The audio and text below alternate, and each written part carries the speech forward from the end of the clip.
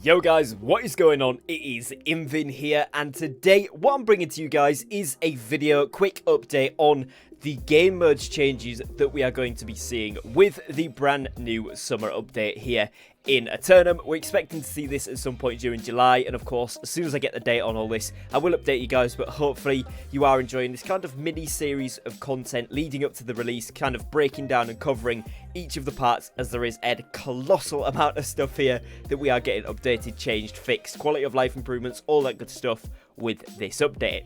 Now, jumping into the content of today's video, obviously we're going to be talking about the game modes, so it's going to be Wars, Invasions, Outpost, Rush, and the new 3v3s. I'm going to basically sum up what has happened, as well as read through some of the most important changes for you guys, so you can stay on top of this for the full amount of the update.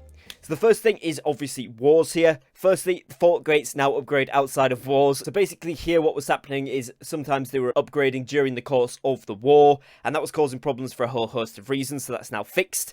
They've also fixed the bug with the siege supply generators not working properly in Wars and Invasions, although this is in the War tab. Obviously, it's for Invasions as well. So actually, you should be able to correctly repair and upgrade your siege stuff, especially important if you're on the attacking side, upgrading your siege, of course. And then the third point that they've done here then is essentially where you could gain influence at a previous push or a previous iteration of the influence push. So maybe there's been 2 wars ago where you push towards it to try and get a roll on that war, and then 3 wars later somebody else does it, but you can still roll and declare for that war. That should no longer be the case. This is something we thought was taken out a couple of patches ago, but it turns out it was still in there for some tiny few instances. I haven't seen it anywhere near as much, but some servers have been seeing it a lot more. So thankfully now that has disappeared, which is absolutely fantastic.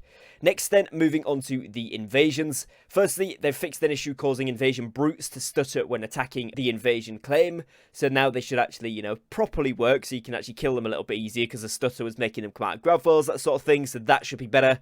They've also fixed up some boss AI where they sometimes have their animations stuck when attacking the invasion claim as well. So again, making this a little bit more consistent, maybe a little bit more difficult in some instances, but more consistent and more predictable, which is perfect. And then also an issue that caused the priest mini-boss to sometimes spawn facing sideways. Little random thing, but now he should spawn the right way. Now, next we're looking at OPR. Firstly, here they've changed the mesh on the protection ward. The ward should now be much more difficult to hit from the outside the fort walls. So essentially, they'll have to get inside there in order to be able to hit that. Fixed a bug where the gate structures could have separated interact options when destroyed in the middle of an upgrade. So now, again, that won't get stuck there for you. Fixed a bug where protection walls would prevent a capture point's capture percentage and would return back to 0 when built in the middle of a capture. So yeah, you could reset the progress from time to time of people's capture points if you then fully built that. So that again now has been taken out, so you won't be able to reset people's progress, which is good.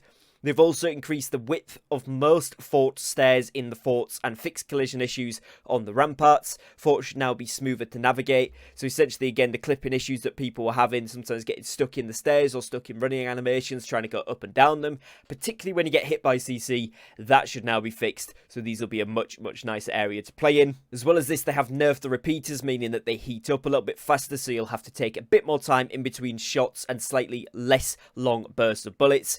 With this as well, they've also reduced the time that players must wait prior to repeater turrets losing heat by 10%, so they'll cool down a little bit quicker, but you will need to stop shooting a little bit quicker as well, because they're going to heat up faster. So kind of a buff, kind of a nerf, makes them more bursty rather than just one continuous line of fire and then waiting and then a big long line again. It's going to be more burst, which is, I think, better for the overall flow of the game mode.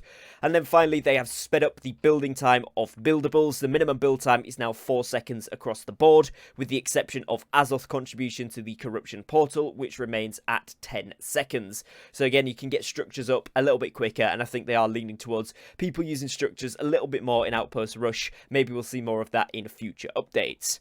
Now finally here, we're going to be looking at the PvP arenas. Obviously this is the newest addition to the game modes here in Eternum, and one that a lot of us have had some ups and downs with. We changed the PvP XP, that sort of stuff, and I actually think this is probably one of the most fun modes personally. What they've done here then is reworked how consumables work. So the first most important thing is now that you are able to bring in your own consumables into the arena. Previously you were given those little blue ones, so health pot, it'd be a regen pot and a mana pot, and then you would also get your stat boosting foods and a honing stone, but the stat boosting foods were only for straight strength, straight constitution, etc., and no dual stat or split stat food. Well, what they've done now is changed it so obviously you can bring in your own, and it says here players are able to use them as they wish without worrying about the costs associated with the consumable.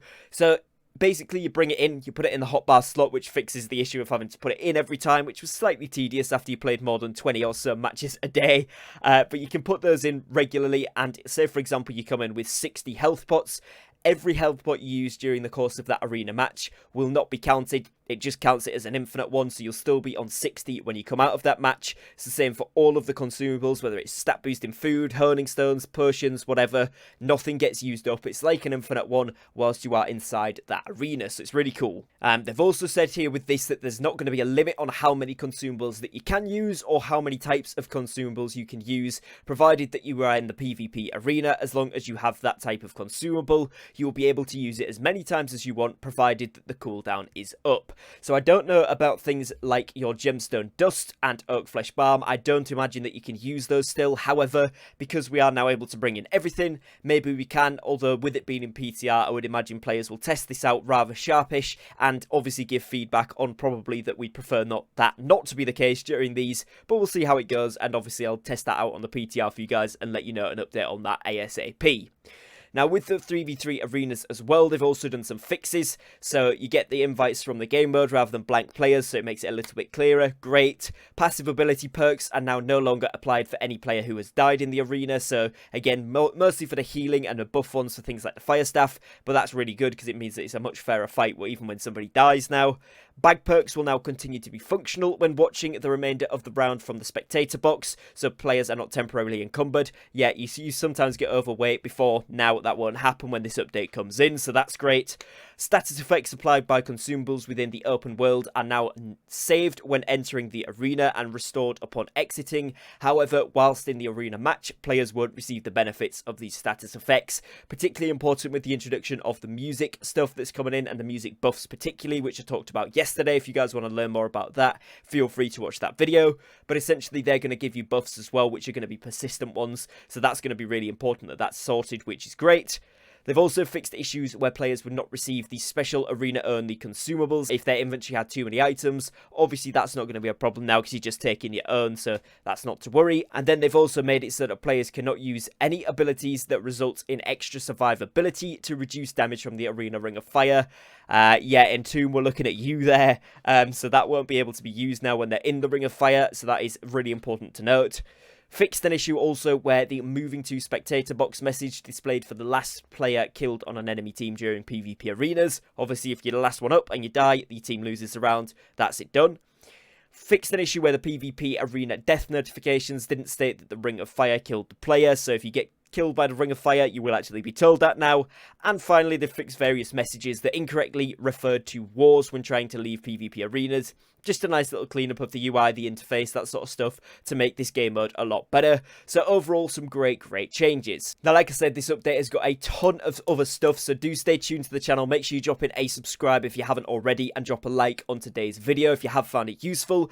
To keep you guys updated and in the loop with the latest and greatest, there is a lot more stuff that I'm going to be covering here on the channel from this summer update. There's an abundance of cool things coming, and I want to make sure you guys have got all of the information broken down into individual videos so that they're much easier to digest, because there's like 5 pages of just constant notes. So I'm going to try and bring up the most important parts and summarize some of the rest of it. But that's going to be it for today's video. Hopefully you guys have enjoyed. If you have, please do be sure to drop me a like and subscribe down below like I said before. And other than that, I will catch you guys again very shortly on a brand new upload. So thanks for your time, thanks for watching, take care, and peace.